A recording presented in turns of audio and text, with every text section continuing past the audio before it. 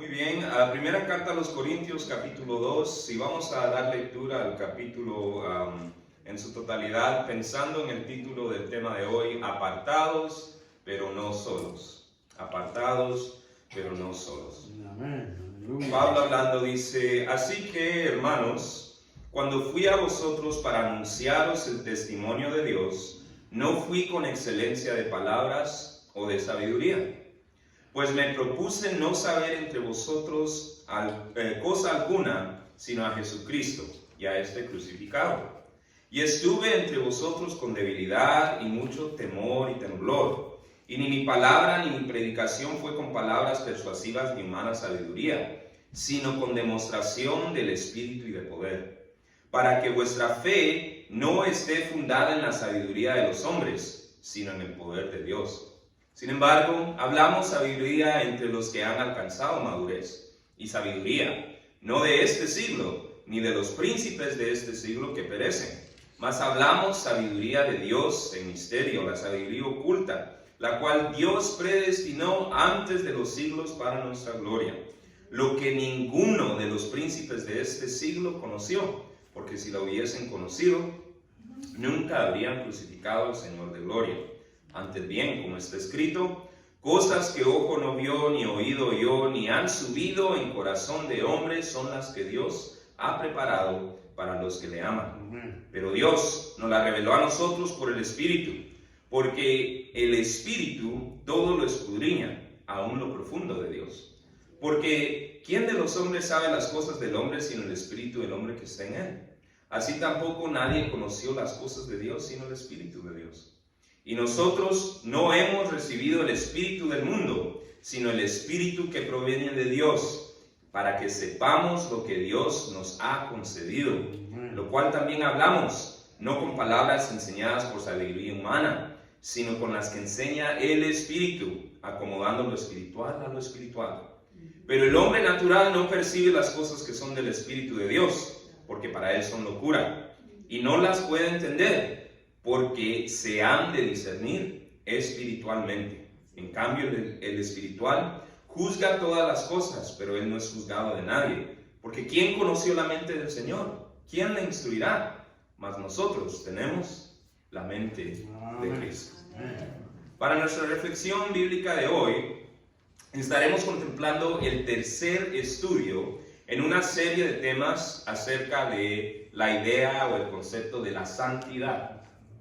En lo que va de esta serie de temas, hemos considerado lo que es la santidad al contemplar la idea de ser apartado.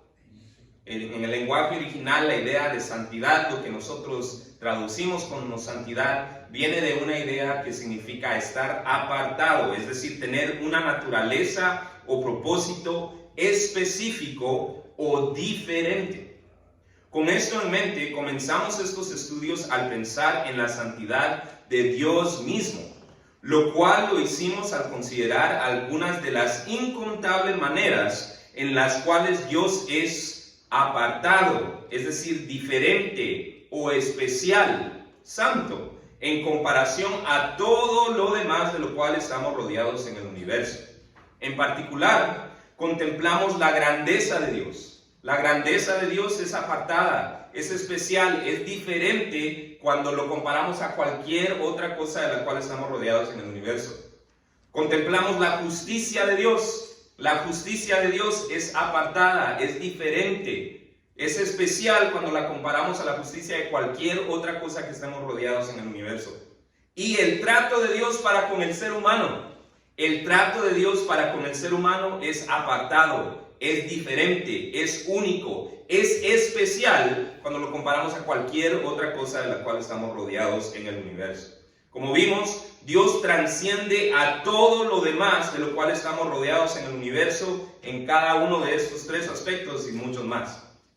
Y justamente la semana pasada fuimos exhortados en términos de la santidad del creyente, la santidad del creyente. Al ser animados a pensar en lo que significa ser apartado, seleccionado, especial, reservado por Cristo, al haber sido en primer lugar liberados del poder condenador del pecado, en segundo lugar al haber sido dados la promesa de la vida eterna, Y en tercer lugar, al haber sido seleccionados, elegidos o reservados como ejemplos para otros de lo que significa vivir rectamente.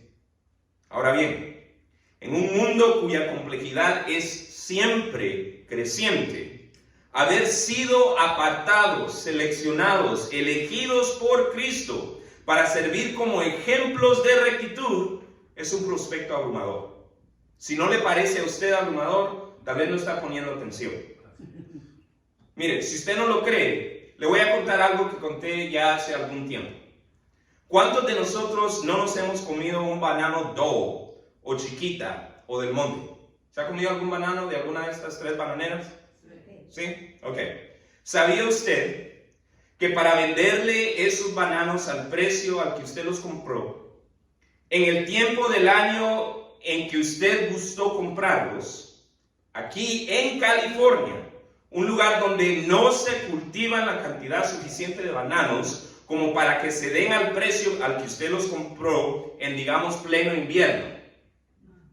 ¿Sabía que para lograr eso, estas compañías se han involucrado en actividades documentadas por entidades periodistas con credibilidad, que incluyen pagarle a personas en países centroamericanos salarios que serían criminales, bajo reglamentos americanos, mientras sometiéndolos a condiciones de trabajo que en este país también serían criminales, incluyendo pero no limitadas a ser expuestos a pesticidas, tanto directamente como indirectamente, a través de consumir el agua de pozos locales contaminados por dichos pesticidas. Y todo esto patrocinado con los dolaritos con los cuales compramos esos bananos. Vivimos en un mundo complejo. Vivimos en un mundo complejo. Ahora, ¿cuál es mi deseo aquí? ¿Quitarle el gozo de que se coma un banano? Mire, tal vez un poquito, si eso lo hace consciente de lo complejo que es vivir en el mundo en el que vivimos hoy. Sí, en el mundo en el que vivimos hoy. Hacer conciencia de que acciones tan simples como comprarse un banano tienen tanto significado para nuestros semejantes. Tanto significado para una persona que vive en Centroamérica al comprarse un banano acá. Entonces, en esa complejidad, ¿cómo vivimos rectamente? ¿Qué significa vivir rectamente? ¿Significa sacar una lista de cosas que no vamos a comer? ¿Qué significa? ¿No le parece abrumador? A mí sí. A mí sí. Si vivimos en un mundo tan complejo, ¿cómo es que podemos vivir la vida rectamente? Vivir la vida rectamente en un mundo tan complejo como el que vivimos ahora es imposible hacerlo solo. Es imposible hacerlo con nuestras propias fuerzas, con nuestra propia inteligencia, con nuestra propia capacidad. Y he ahí donde encaja el tema de hoy, el cual nos declara que no estamos solos en la tarea de vivir rectamente. No estamos solos en la tarea de vivir rectamente. Tenemos al Espíritu Santo que nos ayuda a vivir rectamente. Pero ¿cómo es que el Espíritu Santo nos ayuda a vivir rectamente? Bueno, de acuerdo al pasaje, vamos a ver que el Espíritu Santo nos ayuda a vivir rectamente de tres maneras. En primer lugar, al revelarnos la gloria preparada para nosotros a través del Evangelio. ¿Cómo es que el Espíritu Santo nos ayuda a vivir rectamente? ¿Cómo es que vamos a entender lo que significa vivir rectamente en un mundo complejo? Significa estar abiertos al hecho de que el Espíritu Santo nos revela la gloria preparada para nosotros a través del Evangelio. En los versículos 1 al 12, Pablo explica a la iglesia en Corinto que el Espíritu Santo nos revela la gloria preparada para los creyentes a través del Evangelio. Vayamos al texto. Dice: así que, hermanos, cuando fui a vosotros para anunciaros el testimonio de Dios, no fui con excelencia de palabras o de sabiduría, pues me propuse no saber, es decir, no tener ninguna otra sabiduría entre vosotros. No saber entre vosotros cosa alguna, sino que, lea conmigo, sino a Jesucristo y a este crucificado. El Evangelio, Jesucristo y este crucificado. Versículo 3, y estuve entre vosotros con debilidad y mucho temor y temblor, y ni mi palabra ni mi predicación fue con palabras persuasivas de humana sabiduría, sino con demostración del Espíritu y de poder, para que vuestra fe no esté fundada en la sabiduría de los hombres, sino en el poder de Dios. Sin embargo, hablamos sabiduría entre los que han alcanzado madurez. Es decir, Pablo está diciendo, no es que no hablamos de cosas de sabiduría. Sí, hablamos de la sabiduría, pero dice, y sabiduría no de este siglo, ni de los príncipes de este siglo que perecen, mas hablamos, dice el versículo 7, lea conmigo, mas hablamos sabiduría de Dios, sabiduría de Dios, en misterio, la sabiduría oculta, la cual Dios predestinó antes de los siglos para nuestra gloria. ¿A qué se refiere con Pablo al decir la sabiduría de Dios en misterio, la sabiduría oculta? Es el Evangelio. El Evangelio fue una sorpresa para el ser humano. El ser humano no esperaba que Dios viniera en carne y muriera por sus pecados. El ser humano no esperaba eso. Pero ¿quién lo había predestinado? El Señor, desde siglos antes. Entonces a eso se refiere Pablo, dice, la sabiduría de la que ninguno de los príncipes de este siglo conoció, porque si lo hubieran conocido, nunca habrían crucificado al Señor de gloria. Antes bien, dice, como está escrito, cosas que ojo no vio, ni oído oyó, ni han subido en corazón de hombre, son las que Dios ha preparado para los que le aman. Pero Dios dice, nos la reveló a nosotros, ¿por quién? Por el Espíritu. Porque el Espíritu todo lo escudriña, aún lo profundo de Dios. Y ahora da Pablo un ejemplo. Porque ¿quién de los hombres sabe las cosas del hombre, sino el Espíritu del hombre que está en él? Así tampoco nadie conoció las cosas de Dios, sino ¿qué? El Espíritu de Dios, sino el Espíritu de Dios. Y nosotros no hemos recibido el espíritu del mundo, sino el espíritu que proviene de Dios, para que sepamos lo que Dios nos ha concedido. Mire, interesantemente, Pablo es muy enfático en establecer la existencia de una diferencia entre la sabiduría humana y la sabiduría de Dios en estos versos. Su deseo de establecer la existencia de una diferencia entre la sabiduría humana y la sabiduría de Dios se nota en la estructura de continuo contraste aparente en estos versos. Ve cómo juega Pablo una y otra vez. Habla de la sabiduría de los hombres y habla de la sabiduría de Dios. Y habla de la sabiduría de Dios y después menciona la sabiduría de los hombres. Él está haciendo un constante contraste porque quiere que entendamos que hay una diferencia entre la sabiduría de los hombres y la sabiduría de Dios. Miremos, así que hermanos, voy al versículo 1 otra vez, cuando fui a vosotros para anunciaros el testimonio de Dios, ahora viene el contraste, ¿qué dice? No fui con excelencia de palabras o de sabiduría. Y aquí viene el contraste, porque me propuse no saber entre vosotros cosa alguna, sino que Jesucristo y este crucificado. Y estuve entre vosotros con debilidad y mucho temor y temblor, y ni mi palabra ni mi predicación, viene otro contraste, ¿fue con qué? Con palabras persuasivas de humana sabiduría. Viene otro contraste, sino con demostración del Espíritu de poder, para que vuestra fe no esté fundada, una vez más, otro contraste, en sabiduría de hombres, sino en el poder de Dios. Y aquí podemos seguir, y vamos a ver cómo Pablo continúa haciendo este contraste entre la sabiduría humana y la sabiduría de Dios. Ahora bien, ¿por qué querría Pablo enfatizar la existencia de dicha diferencia tan clara, tan enfáticamente?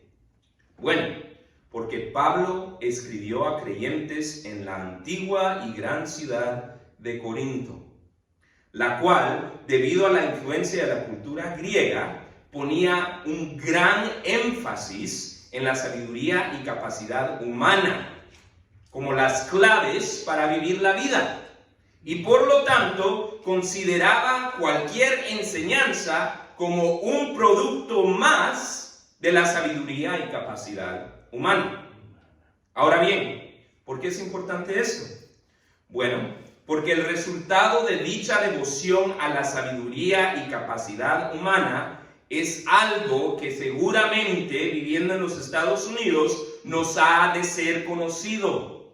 La cultura americana, que ahora impacta a la gran mayoría del mundo, considera que la sabiduría y capacidad humanas son las claves de todo. Y al hacerlo, se ha esclavizado a un consumismo que siempre busca el próximo producto de la capacidad y sabiduría humana.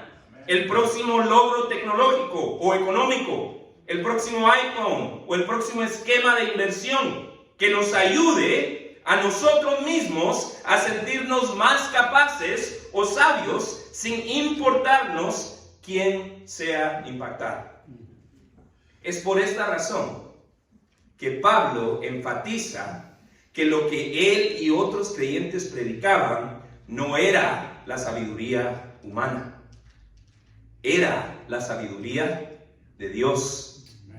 A diferencia de la sabiduría humana, la sabiduría de Dios, la cual Pablo básicamente define como el Evangelio en el versículo 2. ¿Recuerdan cuando leímos el versículo 2? Dice el versículo 2, pues me propuse no saber entre vosotros cosa alguna.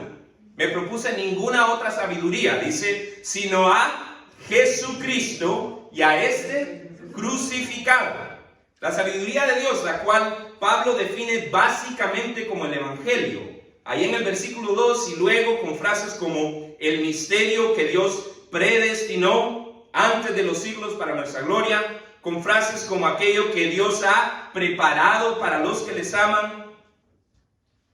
Esta sabiduría busca hacernos entender que nuestro tesoro, como Jesús dijo en Mateo 6:20, no es de esta vida. Nuestro tesoro no es un iPhone, no es un esquema de inversiones, no es el próximo carro.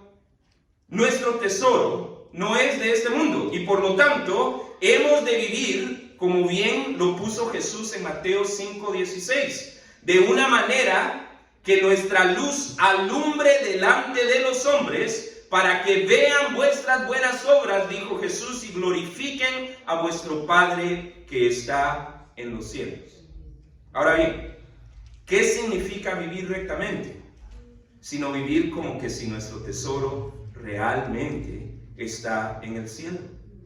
¿Qué es lo que significa vivir rectamente? Significa vivir como que si tú entiendes y estás convencido de que tu tesoro verdadero se encuentra en el cielo. ¿Y qué nos dice este pasaje en cuanto a eso? Nos dice que la revelación acerca de la verdadera grandeza de la salvación, la revelación acerca de la verdadera grandeza de la vida eterna, la conciencia acerca de lo que realmente significa que Dios haya predestinado algo para nuestra gloria, que Dios haya preparado algo para nosotros que le amamos, que Dios nos haya concedido algo. La real gloria de todo eso, la revelación, el entendimiento, la conciencia de todo esto viene únicamente a través del Espíritu Santo. Eso es lo que nos dice este pasaje. Este pasaje nos dice, la sabiduría del hombre es diferente a la sabiduría de Dios. La sabiduría de Dios viene por revelación del Espíritu Santo y te hace consciente de lo realmente espectacular del Evangelio. ¿Se ha puesto a pensar en lo realmente espectacular del Evangelio para su persona? Mientras más llegamos a conciencia de eso, más vamos a caminar como que si nuestro tesoro realmente está en el cielo. Y mientras más caminamos como que si nuestro tesoro realmente está en el cielo, más recto va a ser nuestro caminar. Entonces, en un mundo complejo, no se trata de tratar de descifrar yo qué frutas debo comer y no comer. Se trata de llegar a conciencia de que nuestro tesoro está en el cielo. ¿Y cómo llegamos a esa conciencia? Solo a través de abrirnos a la obra del Espíritu Santo. Y eso nos va a impulsar a caminar rectamente. La revelación viene solo del Espíritu Santo. Solo el Espíritu Santo nos puede apreciar la promesa de Dios lo suficiente como para parar de vivir esta vida como si esta fuera nuestro tesoro y empezar a vivirla como que si nuestro tesoro realmente está en el cielo. No estamos solos en la tarea de vivir esta vida, porque si lo estuviéramos, no la podríamos vivir rectamente. Afortunadamente, el Espíritu Santo nos revela la gloria preparada para nosotros a través del Evangelio y de esa manera nos impulsa a vivir como si realmente entendiéramos la plenitud de aquello que la Biblia nos afirma que es verdad, que nuestro tesoro está en el cielo. Ahora, ¿cuál es la aplicación para nosotros? Mire, ¿cuál fue la última vez que en una oración usted le pidió al Espíritu Santo que lo ayudara a hacer conciencia de lo realmente espectacular, de lo que Dios predestinó antes de los siglos para nuestra gloria, de lo que Dios ha preparado para los que le aman, o de aquello que Dios nos ha concedido? Todas frases que Pablo usó. ¿Cuándo fue la última vez que dijo: Señor, hazme realmente consciente de la gloria por venir?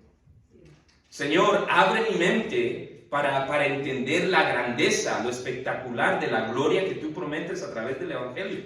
¿Cuándo fue la última vez que oramos así? Creo que muchas veces tratamos de vivir rectamente como si esta tarea la tenemos que entender, definir y cumplir por fuerza de voluntad propia. Muchas veces nosotros tratamos de decir: una vida santa, eso es algo a lo que yo tengo que por mis propias fuerzas forzarme a mí mismo a hacer y después sentirme mal cuando no lo puedo hacer. Pero lo que vemos acá es que vivir rectamente es un producto natural de estar consciente de que nuestro tesoro está en otro lugar. Mire, para mí lo más parecido a esto es lo que sucede con mis hijos cuando ellos están jugando un videojuego. Cuando ellos juegan un videojuego, la realidad se convierte en ese videojuego. Y hay emociones tan grandes y tan intensas. Se enojan cuando pierden contra el malo. Les arruina el día. ¿Y sabe cuál es el consejo? Cuando están ellos en esa emoción tan intensa por esto. Eso no es real. Descansa. ¿Estás bien? ¿Ya? ¿Ha tenido esa experiencia con algún niño? Tanta emoción por algo que al fin de cuentas no importa. No importa. ¿Sabe que así nos ponemos nosotros a veces en esta vida? Emociones tan intensas como que si esta vida es donde está el tesoro de verdad. Pero el Espíritu Santo nos revela que el tesoro de verdad está por venir. Y mientras más lleguemos a conciencia de lo real que es esa gloria por venir, más vamos a poder decir: como yo le digo a mis niños, eso no tiene tanta importancia. Esto por lo que yo me estaba afanando, realmente no va a durar. O realmente no va a impactar el tesoro que yo tengo en el cielo. El Espíritu Santo nos revela la gloria preparada para nosotros a través del Evangelio, y de esa manera nos impulsa a vivir como si realmente entendemos la plenitud de aquello que la Biblia nos afirma, que nuestra gloria, nuestro tesoro, está en el cielo. Si fuéramos a vivir esta vida solos, tratando de entender, definir y cumplir por fuerza de propia voluntad esto de vivir rectamente, vamos a estar destinados a fracasar. Entonces, ¿cuál es la aplicación? Empecemos a orar con una nueva orientación. Pidamos a Dios que su Espíritu Santo nos haga conscientes de lo verdaderamente maravilloso, de lo que Dios predestinó antes de los siglos para nuestra gloria. Y veamos cómo una vida de rectitud simplemente fluye de vivir la vida conscientes de que nuestro tesoro no está aquí. Este es el videojuego. En segundo lugar, de acuerdo a este pasaje, el Espíritu Santo nos ayuda a vivir rectamente al capacitarnos para enseñar y aprender verdades espirituales. ¿Cómo nos ayuda el Espíritu Santo a vivir rectamente? Nos ayuda a vivir rectamente al capacitarnos para enseñar y aprender verdades espirituales. En los versículos 13 y 14, Pablo explica que en adición a darnos revelación acerca de la gloria por venir, el Espíritu Santo también nos capacita para enseñar y aprender verdades espirituales. Vayamos al versículo 13 y 14. Dice: lo cual, es decir, esta sabiduría, lo cual también hablamos, dice, no con palabras enseñadas por sabiduría humana, sino con las que enseña el Espíritu, acomodando lo espiritual a lo espiritual. Versículo 14, pero el hombre natural, dice, no percibe las cosas que son del Espíritu de Dios, porque para él son locura, y no las puede entender, porque se han de discernir ¿cómo? Espiritualmente. Mire, interesantemente Pablo continúa con este estilo de contraste para comunicar esta verdad, este pensamiento. Pero en consideración de la audiencia a quien Pablo escribió, esto es razonable. Es razonable que Pablo continúe con este estilo de contraste. Porque en una cultura que pone gran énfasis en la sabiduría y capacidad humana, solo aquellos considerados sabios y capaces, humanamente hablando, serían capaces de enseñar y aprender. En una cultura que dice la clave de todo es la sabiduría y capacidad humana, solo los que humanamente hablando son considerados capaces y sabios van a poder enseñar y aprender. Sin embargo, Pablo deja claro que la capacidad de enseñar y aprender verdades espirituales, verdades que amplían nuestra conciencia y apreciación de la grandeza de la gloria por venir, de modo a impulsarnos a vivir esta vida como que si la vida que realmente importa no es esta, sino la que está por venir un poquito más cada vez. La capacidad de enseñar y aprender este tipo de verdades viene únicamente del Espíritu Santo. Pablo era increíblemente estudiado y preparado, sí, él lo era, pero no eran con palabras enseñadas por sabiduría humana con las que él enseñaba. Él lo dejó claro. Él dijo, no vine a ustedes con palabras persuasivas, con palabras de sabiduría humana, sino con las que enseña el Espíritu, dice Pablo. Y sí, Pablo, egresado de las mejores escuelas rabínicas de la época, ciertamente era un alumno capaz intelectualmente. Pablo ha de haber sido bastante inteligente para haber egresado de ese tipo de escuelas.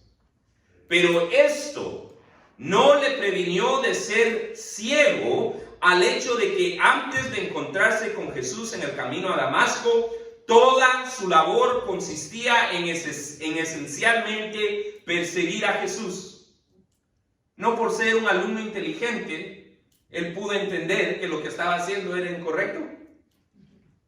Porque por más inteligente que Pablo fuera como alumno, ahora él escribe diciendo, el hombre natural no percibe las cosas que son del Espíritu de Dios, porque para él son locura, y no las puede entender, porque se han de discernir espiritualmente. Mire, no estamos solos en la tarea de vivir esta vida, porque si lo estuviéramos, no la podríamos vivir rectamente. Afortunadamente, el Espíritu Santo no solamente nos revela la gloria por venir, para impulsarnos, para caminar rectamente, pero también nos capacita para enseñar y aprender verdades espirituales que amplían nuestra conciencia y apreciación de lo espectacular de la gloria prometida por el Evangelio, a modo de impulsarnos a vivir rectamente, desprendidos de esta vida y aferrados a la gloria del porvenir. Ahora, ¿cuál es la aplicación para nosotros? Mire, creo que no hay mejor ilustración de la veracidad de este punto que lo que podemos experimentar domingo a domingo durante nuestros tiempos de testimonios y acciones de gracias.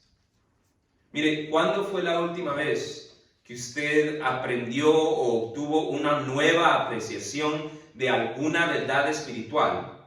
No a través de alguien que trajo un sermón preparado como este, sino a través de uno de nuestros hermanos o hermanas que compartió un breve testimonio o una acción de gracias. ¿O será que hemos parado de abrir nuestros oídos o nunca hemos aprendido a abrir nuestros oídos durante este tiempo porque tal vez se nos ha olvidado o ignoramos que la capacidad de aprender y enseñar verdades espirituales las da el Espíritu Santo y no necesariamente un púlpito? Mire, no digo nombres para no incomodar a nadie, pero yo rutinariamente recibo lecciones acerca de verdades espirituales de parte de ustedes durante nuestros tiempos de acciones de gracias y testimonios.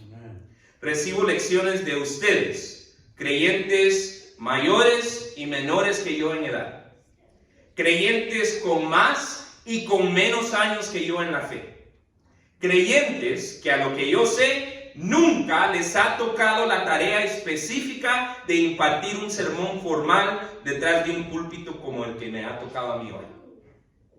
De creyentes como ustedes, yo aprendo lecciones y verdades espirituales de domingo a domingo, rutinariamente. ¿Y sabe por qué es este el caso? Porque la capacidad de enseñar y aprender verdades espirituales que nos impulsan a una vida recta es dada únicamente por el Espíritu Santo. No nos la dan los años vividos, no nos la dan los títulos recibidos, no nos la dan las posiciones ocupadas. Entonces, ¿cuál es la aplicación para nosotros? La aplicación es una exhortación a que nos abramos a la dirección del Espíritu Santo, sea para compartir o para escuchar.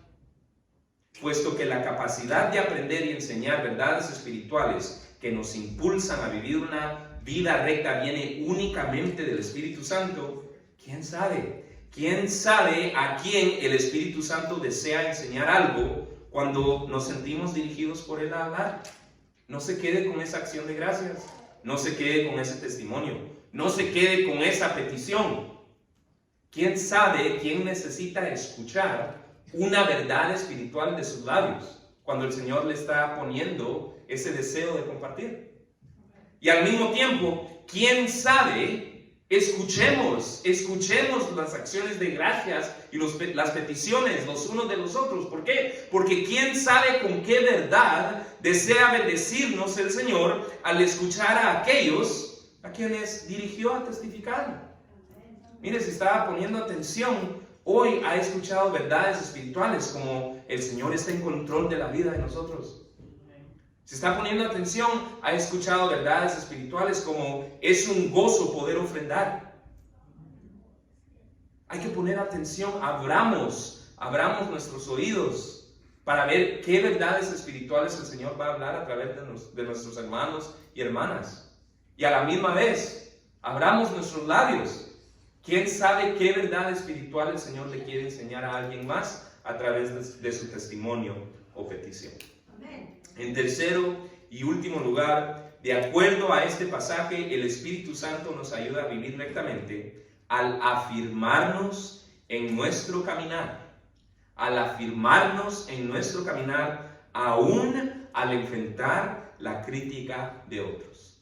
El Espíritu Santo nos ayuda a vivir rectamente al afirmarnos en nuestro caminar, al afirmarnos en esa dirección que fluye de entender que la gloria está por venir, al afirmarnos en eso, aún al enfrentar la crítica de otros. En los versículos 15 al 16, Pablo explica que en adición a revelarnos la gloria que está por venir a través del Evangelio, en adición a capacitarnos para aprender y enseñar verdades espirituales que amplían nuestra conciencia de la gloria por venir y por lo tanto nos impulsan a vivir rectamente, en adición a todo eso, el Espíritu Santo nos afirma en nuestro caminar, aún al enfrentar la crítica de otros. Vayamos al texto. Dice, en cambio, el espiritual juzga todas las cosas. ¿Pero qué? Pero él no es juzgado de nadie. ¿Por qué nadie lo puede juzgar? Dice, porque ¿quién conoció la mente del Señor? ¿Quién va a instruir al Señor? Mas nosotros, dice, tenemos la mente de Cristo. Tenemos la mente de Cristo. Ahora, interesantemente, algunos malinterpretan estos versos utilizándolos para decir que nadie les puede decir nada de su mala conducta. ¿Ok? Porque ¿quién me va a juzgar? Esto no es el caso.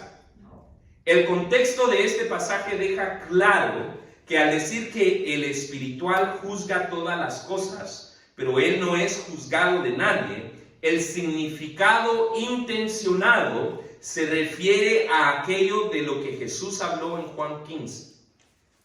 Juan 15, empezando en el versículo 18, yo se los leo. Dice, si el mundo os aborrece, dice Jesús, sabed que a mí me ha aborrecido antes que a vosotros. Si fuerais del mundo, el mundo amaría lo suyo.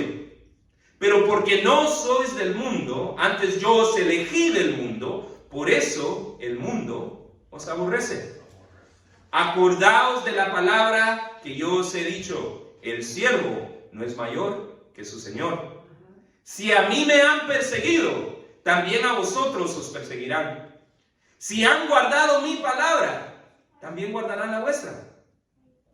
Un poquito más adelante dice Jesús, pero cuando venga el Consolador, a quien yo os enviaré del Padre, el Espíritu de verdad, el cual procede del Padre, Él dará testimonio acerca de mí, y vosotros daréis testimonio también, porque habéis estado conmigo desde el principio. En otras palabras, al decir lo que vemos en los versículos 15 y 16, que el espiritual juzga todas las cosas, pero Él no es juzgado de nadie.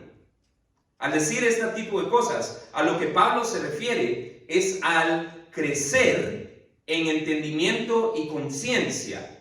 Cuando crecemos en entendimiento y conciencia de las verdades y glorias venideras reveladas por el Espíritu Santo, nuestro comportamiento inevitablemente va a cambiar. Mientras más somos conscientes de la gloria de Dios, mientras más somos conscientes de verdades espirituales, nuestro comportamiento inevitablemente va a cambiar. Va a cambiar, inevitablemente. Mire, cuando yo era niño, con los videojuegos, yo me ponía igual que mis hijos. Porque eso era la realidad para mí. ¿Ya? En ese momento, en esos 30 minutos, eso era el universo. ¿Cree que me siento de la misma manera ahora, ya de adulto? No, porque he crecido en conciencia de lo que realmente importa. ¿Me explico? Es inevitable. Mientras más crecemos en conciencia, nuestro comportamiento cambia.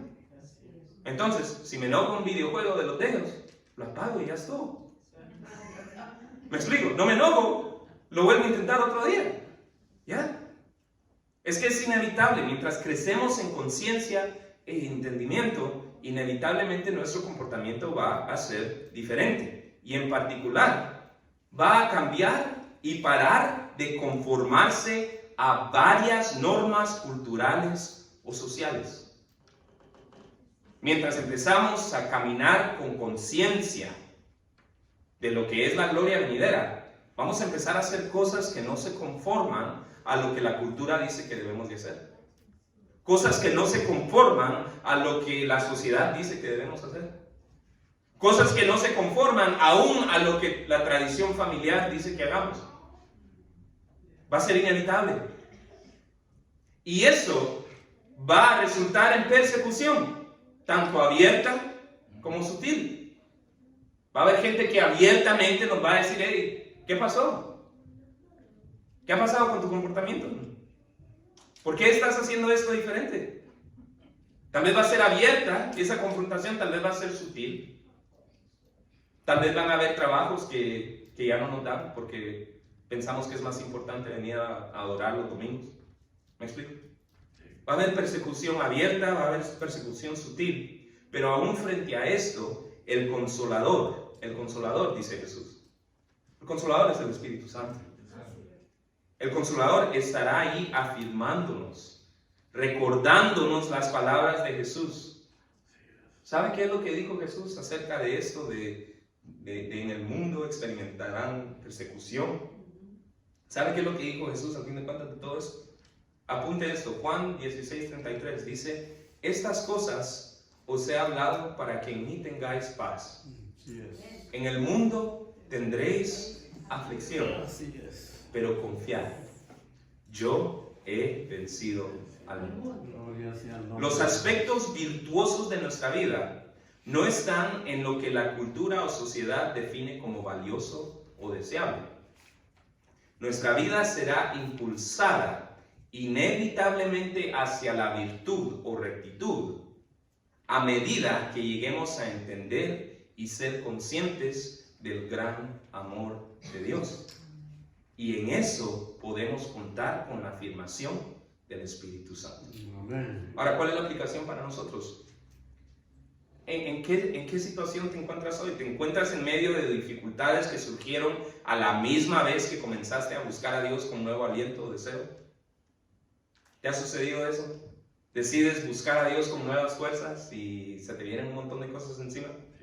Esta experiencia es común y es resultado de una realidad gloriosa. Tu búsqueda de Dios te está conformando más a la imagen de su Hijo Jesús. Las dificultades que encuentras no se deben a que estés haciendo algo malo. Se deben a que lo que está a tu alrededor nota la diferencia en ti y no le gusta. Tal como Jesús dijo que sucedió cuando la luz vino al mundo. En Juan 3, capítulo 3, versículo 19, Jesús dijo lo siguiente. Jesús dijo que cuando la luz, es decir, cuando la luz vino al mundo, dice Jesús, los hombres amaron más las tinieblas que la luz, porque sus obras eran malas. Entonces, ¿cuál es la aplicación para nosotros? Abrámonos al consejo del Consolador y permitamos que haga su trabajo de afirmarnos ante las críticas y persecuciones de otros directamente, de la cultura, sociedad, tradición familiar en general. Permitamos que el Consolador nos afirme al recordarnos las palabras de nuestro Maestro diciendo, confiad, yo he vencido al mundo. El pasaje de hoy nos anima a abrirnos a la obra del Espíritu Santo. A la obra del Espíritu Santo en particular, de capacitarnos para vivir rectamente.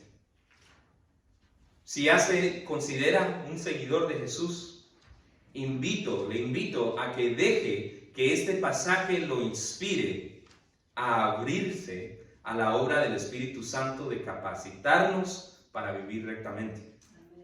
Abrámonos a la obra del Espíritu Santo, sea al orar, que éste nos ayude a crecer en entendimiento y conciencia de lo verdaderamente maravilloso de lo que Dios predestinó antes de los siglos para nuestra gloria. Tal vez es tiempo de empezar a orar Oramos por varias cosas y está bien. Oramos por necesidades, oramos que el Señor nos proteja, oramos que el Señor bendiga a nuestra familia. Todo esto está bien, pero oremos, Señor, ayúdame a crecer en entendimiento y conciencia de lo que es la gloria por venir. Ayúdame a ser más consciente, a entender más la realidad de eso. Ayúdame a entender que este es el videojuego. Ayúdame, Señor, a llegar a conciencia de la gloria por venir. Puede ser abrirnos a la obra del Espíritu Santo, puede significar responder más prontamente a la dirección del Espíritu Santo a compartir con otros creyentes o escuchar de ellos, de modo de poder aprender y enseñar más verdades espirituales que nos impulsen a la rectitud. Tal vez significa tener una nueva actitud durante el tiempo de acciones de gracias o de peticiones. Una actitud de apertura. ¿Qué verdad espiritual está naciendo de los labios de mi hermano o de mi hermana? ¿O qué verdad espiritual quiere comunicar el Señor a través de este testimonio? O abrámonos a la obra del Espíritu Santo al dejar que el susurro afirmador del Espíritu Santo traspase las voces de crítica que nos están rodeando en respuesta a nuestro deseo a caminar con Dios. Dejemos que el susurro afirmador del Espíritu Santo traspase esas voces y nos consuele con las palabras del Maestro que ya escuchamos varias veces hoy esta mañana. Confiar, confiar. Yo he vencido al mundo. Pastor. Amén.